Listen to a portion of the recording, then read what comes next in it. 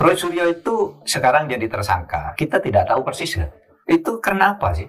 Karena menuduh ijazah Jokowi palsu? Atau karena soal lain? Misalnya menimbulkan keonaran, menimbulkan kegaduhan, membuat berita bohong atau apa? Nah, kalau masalahnya ijazah palsu, saya sependapat dengan Pak Susno Duadi. Sependapat juga dengan Pak Jimli. Dan itu sudah saya katakan bulan Maret yang lalu kan, habis hari raya ketika saya pidato di kampus di Jogja itu. Gitu. Kalau itu mau dibawa ke pengadilan, Roy Suryo itu, ada dua. Satu, pengadilan tuh harus membuktikan ijazah itu benar asli atau tidak. Iya kan? Kalau nanti di pengadilan lalu tiba-tiba dinyatakan Roy Suryo bersalah, padahal masalah utamanya dia menuduh palsu, harus dibuktikan dulu. Dan yang membuktikan ijazah itu palsu atau tidak bukan polisi, harus hakim yang mengusut. Polisi itu hanya mengimpun alat bukti lalu dijadikan bukti di persidangan. Polisi tidak boleh menyimpulkan ini asli, gitu. Tidak boleh. Jadi harus diputuskan. Oleh sebab itu senarionya dua menurut saya. Satu, di pengadilan Roy Suryo itu sendiri nanti akan mengatakan begini, Roy Suryo akan mendesak, buktikan dong dulu bahwa itu asli. Saya tuduh itu palsu, mana aslinya? Kan gitu. Bisa begitu ya? Nanti. Ya bisa begitu, memang begitu kan? Iya. Mana aslinya? Kalau saya nuduh palsu lalu aslinya tidak ditunjukkan, mana? Karena logikanya adalah harusnya gugatan soal ijazah dulu yang diproses, baru kemudian pencemaran nama baik. Kan? Baru dia pencemaran nama baik kalau ini terbukti palsu. Ini terbalik Pak Mahfud. Ini sekarang pencemaran nama baiknya dulu yang diproses. Iya, tapi nanti di dalam kan penasehat hukumnya dan hakimnya harus membalik logika ini. Kalau tidak begitu nanti kacau hukum. Atau begini, pengadilan ini nanti akan memutuskan begini. Dakwaan ini tidak dapat diterima, tuntutan ini tidak dapat diterima. Karena apa? Karena pembuktian tentang keasliannya tidak ada. Oleh sebab itu dipersilakan dulu dibawa ke pengadilan lain untuk pembuktian. Oh begitu juga. Bisa kalau begitu. Kalau mau adil begitu dong. Iya. Ini untuk kasus ini tuduhannya tidak jelas, tidak dapat diterima. NO istilahnya. NO istilahnya. Apa? Karena ini pembuktian asli tidaknya tidak ada. Hanya kata polisi identik bukan asli gitu. Terus gimana ya? Ya dapat diterima. Kalau mau dibawa ke pengadilan lagi soal ini, buktikan dulu ijazahnya di pengadilan lain.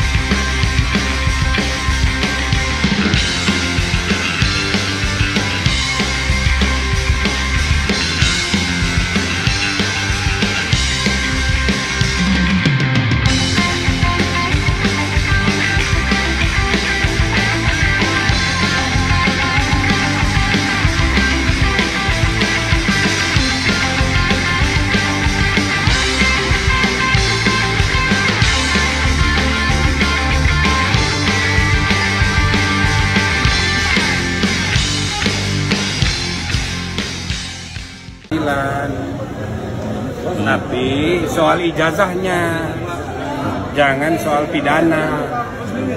Nanti ujung-ujungnya penjara, nggak menyelesaikan masalah. Orang ini mau tahu ini ijazahnya bener apa enggak. Maka di anu aja, di mana itu? Yang di Surabaya atau yang di Solo. Dia di anu aja. Kalau polisi, dia kan bukan pengadilan. Gitu. Tapi kalau saya mau menganjurkan, sebaiknya diakhiri aja ini. Karena kan udah jelas Pak Jokowi itu kuliah di Gajah Mada, tamat. Cuman ada masalah di administrasi. Mungkin salah ngetiknya, mungkin salah apa. Ya. Jadi selama saya memimpin MK 5 tahun, saya memimpin di KPP 5 tahun. Di antara kasus paling banyak itu ada kaitan dengan ijazah palsu. Karena ijazah palsu itu paling gampang ya dijadikan alasan untuk menjatuhkan lawan politik. Karena sistem administrasi negara kita ini masih terbelakang. Jadi peradaban administrasi kita itu masih belum maju. Maka kalau dicari-cari, dikorek-korek, ketemu. Termasuk ijazah saya, namanya beda dengan waktu SD. Gitu. Nah, itu bisa dipersoalkan orang. Jadi kalau yang paling banyak itu pilkada. Jadi untuk menjatuhkan lawan politik, cari ijazahnya, ijazah SD-nya, ijazah SMP-nya gitu. Dan itu banyak sekali Bu, 10% kasus ada kaitan dengan ijazah. Ya tidak mesti itu terbukti atau tidak terbukti, tapi maksudnya ijazah itu dijadikan alasan untuk menyerang. Nah kira-kira ini juga begitu bagi pembenci Jokowi. Ya ini gampang sekali dicari, gitu loh. Dan kalau diputus oleh Bareskrim, lah dia nggak akan menyelesaikan masalah. Tetap orang tidak percaya. Maka yang paling bagus itu di pengadilan. Tapi pengadilan tentang ijazah, bukan pengadilan pidana, bukan penghinaan, bukan ini, bukan itu. Supaya ada proses jawab jinawab, bukti pembuktian, kontrabukti mengenai ijazah. Nah sebagusnya pengadilan tata usaha negara yang objek perkaranya itu administrasi. Tapi pengadilan tun sudah kadaluarsa, ya kan? Nah, jadi masih harus dicari. Nah, mana? Yaitu perkara apa? Seperti yang di Solo itu PMH, perdata. Jadi bukan pidana. Ya, pidana itu belakangan. Kalau sudah terbukti ini benar atau terbukti ini salah, nah baru pidana kalau diperlukan. Tapi sebelumnya ini tidak perlu. Ya, ini hanya melampiaskan kegundahan orang yang didorong oleh semangat permusuhan kepada Jokowi itu. Itu namanya kalau dalam bahasa Latin hominem, semangat permusuhan. Itu yang menuntun logika orang mencari-cari kesalahan dan ketemu. Kalau dicari ketemu, gitu. Kamu aja kalau cari-cari kesalahannya ada. Artinya Prof harusnya lebih baik laporan Pak Jokowi yang di Mabes Polri sampai di Polda Metro Jaya, Prof. Nggak, kalau yang sudah dia biarin aja diproses apa-apa. Tapi yang akan menyelesaikan masalah itu yang mengadili ijazah, bukan mengadili orang. Assalamualaikum warahmatullahi wabarakatuh. Sobat RH sekalian, jumpa lagi kita di channel yang keren ini. Keren. Ya sahabat RH sekalian, saya bersama mantan Ketua Mahkamah Konstitusi, mantan anggota DPD, kayaknya mantan One Team Press juga, dan sekarang sibuk kembali ke kampus sebagai pengajar dan juga running Jimli School Law and Government, Profesor Jimli Asdiki. Assalamualaikum warahmatullahi wabarakatuh, Prof. Salam. Luar biasa, Prof. Prof, langsung to the point ya. Kan biasanya Prof itu terkenal dengan breakthrough-nya. Kita ingin tahu ya, terlepas dari sikap saya nih Prof ya, terlepas dari sikap yang lainnya juga, sebenarnya apa observasi Prof terhadap kasus atau carut marut mengenai ijazah Jokowi ini? Kita nggak bilang palsu dan tidak palsu, tetapi yang jelas ijazah Jokowi. Dan terserah Prof mau melihatnya dari sudut apapun. Silakan Prof. Ya ijazah ini apa ya? Kalau saya perhatikan sih banyak aspek ya. Satu, kalau pernah saya tangani masalah-masalah terkait pemilu, ya. Baik waktu saya di MK maupun di KPP, jadi tukang pecat KPU Bawaslu seluruh Indonesia. Di antara kasus terbanyak yang bisa diambil kesimpulan bahwa paling mudah pembuktiannya, paling mudah dijadikan alat untuk menjatuhkan lawan politik, ya, ialah isu ijazah. I see. Nah, jadi kasus ijazah palsu itu banyak sekali. Banyak sekali. Dan itu baik untuk pilkada maupun pileg, ada aja cara menjatuhkan ijazah, karena administrasi ijazah ini yang masih bermasalah sejak lama, apalagi kalau tingkatnya SD, SMP gitu. Nah, maka mulai 2014, sebelumnya kan untuk jadi caleg itu cukup SMP. Ya. Nah, dinaikkan jadi SMA. SMA. Nah, jadi Jadi itu yang saya sehingga begitu mendengar ada isu ini, ya ini cara menjatuhkan lawan politik. Kalau kita nggak suka sama orang, cari itu urusan ijazahnya, nah gitu loh, ya kan? Ya. Kadang-kadang memang ada masalah tentang administrasi ijazah itu. Oke. Saya rasa ijazah saya juga kalau dipersoalkan bisa kena juga saya ini. Ijazah tidak iya saya itu beda namanya itu dengan sekarang cara nulisnya. Oke. Jadi kan Spellingnya beda. ya, spellingnya beda dan kepanjangannya juga cara nulisnya beda. Kalau sekarang asidiki. Iya, iya. A S S H I D D I Q I E. Gitu. Kalau berubah kan jadi beda. Ya. Tapi bukan hanya spelling, ijazah saya itu sidik. Oke. Gitu loh. Jadi nggak pakai Q, pakai K, tapi asidik. Gitu. Jadi banyak sekali ditemukan. Jadi cermin dari peradaban administrasi kita masih rendah. Nah, yang kedua, kalau saya perhatikan, saya dengar juga kan, apa yang oleh Roy Suryo, siapa namanya, Rismon Hasiholan Sianipar, sama Dr. Tifa. Ya, lama-lama masuk akal juga. Ini ijazahnya ini memang benar ada atau enggak? Fake atau original? Nah, ada 3 forum sekarang berkembang. Ya. Tetapi bisa jadi 3 forum tersebut tidak sampai kepada pembuktian adanya ijazah itu. Mungkin suggestion Prof seperti apa sebaiknya?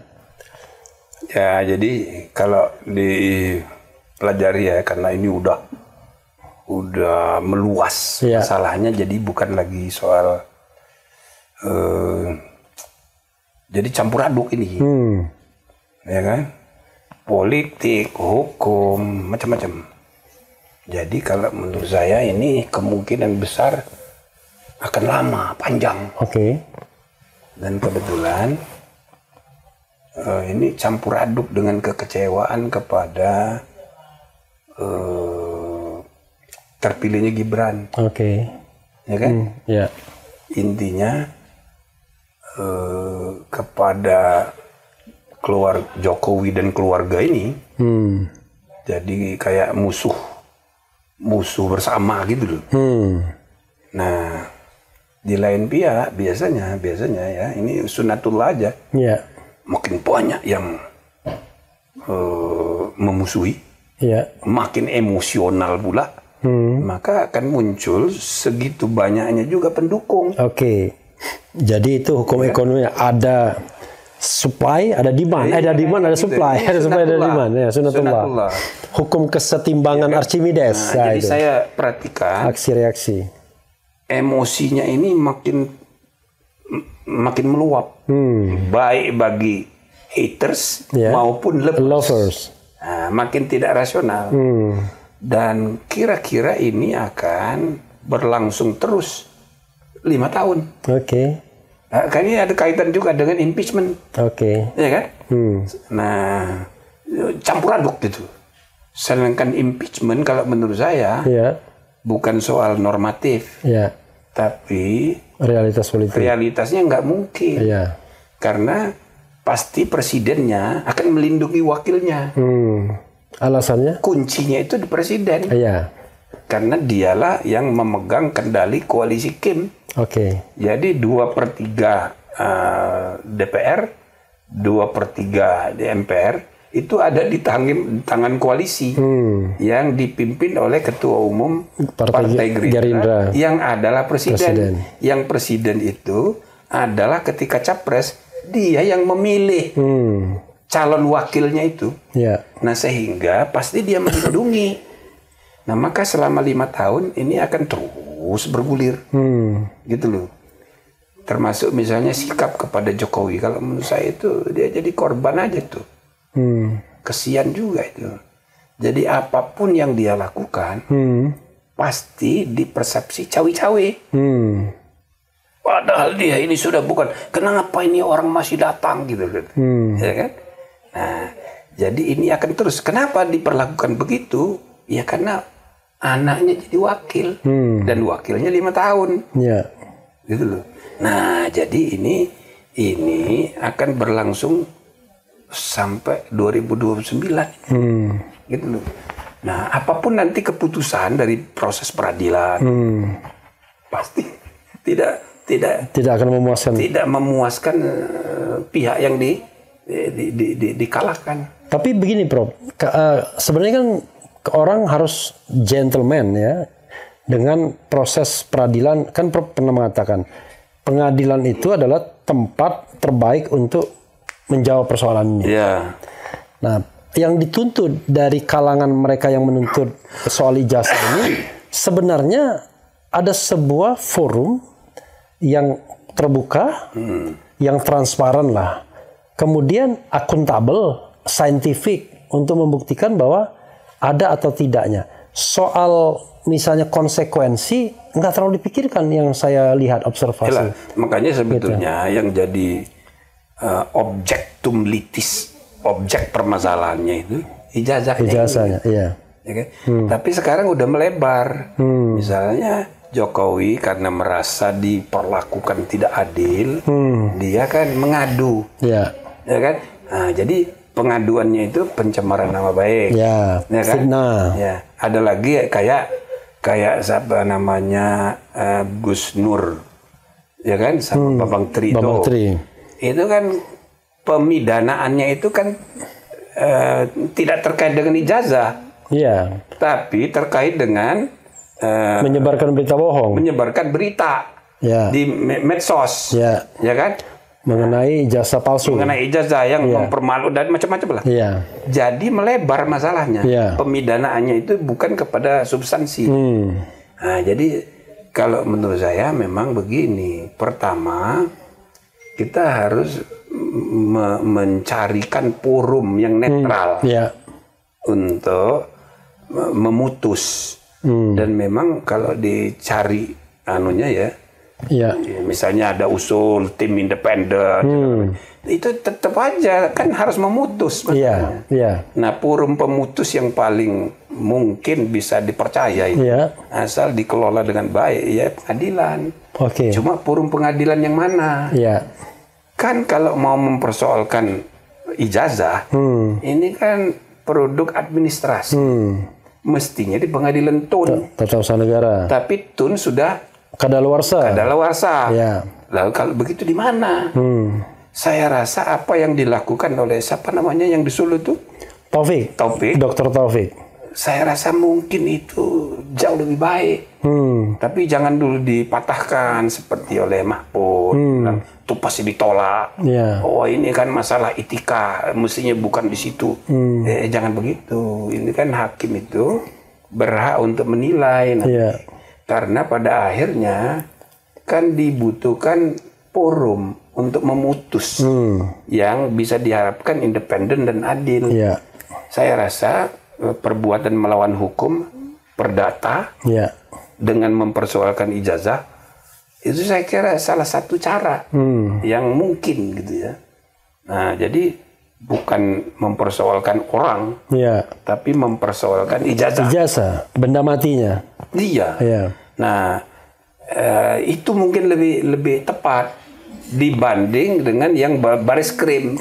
Kalau baris krim itu melebar masalahnya. Prof, ada peraturan Mahkamah Agung nomor 1. Nanti kalau sudah terbukti bahwa ijazahnya palsu, nah baru pemidanaan. Ini orang melakukan kebohongan publik. Seluruh rakyat Indonesia dibohongi. Bisa begitu. Tapi dibuktikan dulu status ijazah. Ya kan? Tapi sebaliknya kalau misalnya terbukti ini benar, ya kan? Case close. Case close. Ya kan, tidak perlu lagi mempersoalkan kan orang kayak siapa namanya Roy Suryo. Itu kan karena kegalauan pribadinya dia. Jadi kan memang ada alasan bahwa dia mempersoalkan. Jadi case close saja, tutup. Nggak usah lanjut ke pemidanaan.